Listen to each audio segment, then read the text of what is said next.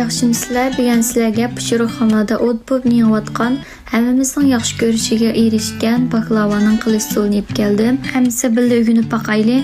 Ketarlik materiallarni ekrandagi bo'yicha tayyorlasak bo'ldi.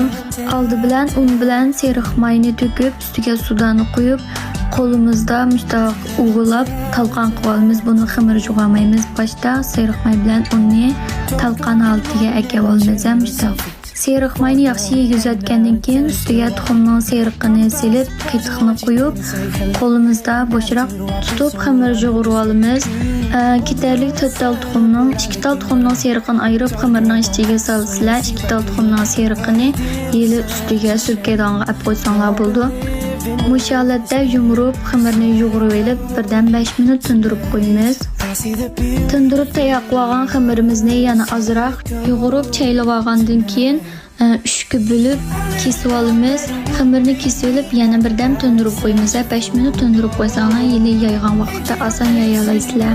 Endi tindirib olgan xamirimizni ilib, mushtaq bek nipis qo'ymay, lisimizga naq kagida qilib yeyib olsak bo'ldi. To'chasi yeyib olamiz. O'zimizning uydagi lisimizning cho'nkichiligiga qarab yeyib olsak bo'ldi. Birinchi xamirimizni mushundek lisimizni pakiz etib olgandan keyin maylamsaqmi bo'ldi. Ustiga xamirimizni mushundaq quyib, 4 tarafini ustiga ko'tarib mushtaq lisqa mizib chaplab o'tamiz. Qolib qolgan ikki xamirimizni o'xshash qilib yeyib olamiz. To'chasi holatda yeyib olsak bo'ldi. Endi 4 tal tuxumning iqi bilan shakarni biraqlanib to'kib, tadanchirimizda ko'ptirib olamiz. Ko'ptirish jarayonida to'xtab qo'ysanglar bo'lmaydi. Mushunday qaymoq holatiga kelganda avab xamirimizning ustiga 3ga bo'lib, buni taksi yeyib olamiz tuxumning iqini. Taksi yeyib olgandan keyin chingilib olgan, to'g'ralgan yong'oq mig'izimiz bilan uzumni mushundaq yana 3ga bo'lib, taksi qilib chechib olamiz. Ikkinchi qavitiga yana mushundaq xamirimizni ustiga yeyib, 4 tarafini yana o'xshash lisqa chaplashtirib mijvasak bo'ladi. Mijib tayyor qilib, yana o'xshash rishalimizni yana xamirning ustiga to'kib, yong'oq mig'izimiz bilan uzumimizni yana taksi chechib olamiz. Endi eng oxirgi yeyib olgan xamirimizni eng ustiga mushundaq yana o'xshash holatda ustiga qo'yib, 4 tarafini bakrak mijitimiz.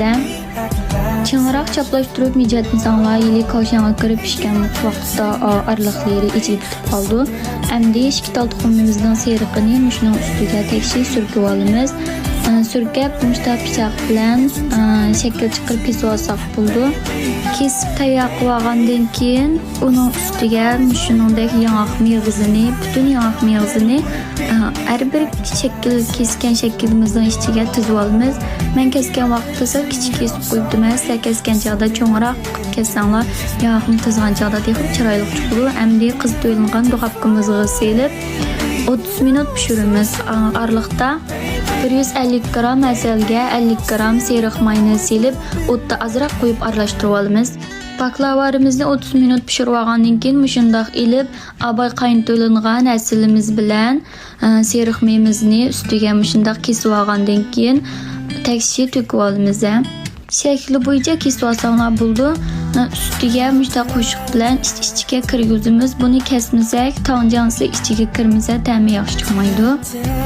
To'kib olgandan keyin yana koshanga selib, o'xshash gradusda yana 20 minut pishirib olsak bo'ldi. Mana shunchalik o'xshabdi, ta'mim shunchalik yaxshi, amslam sinab yiqinglar.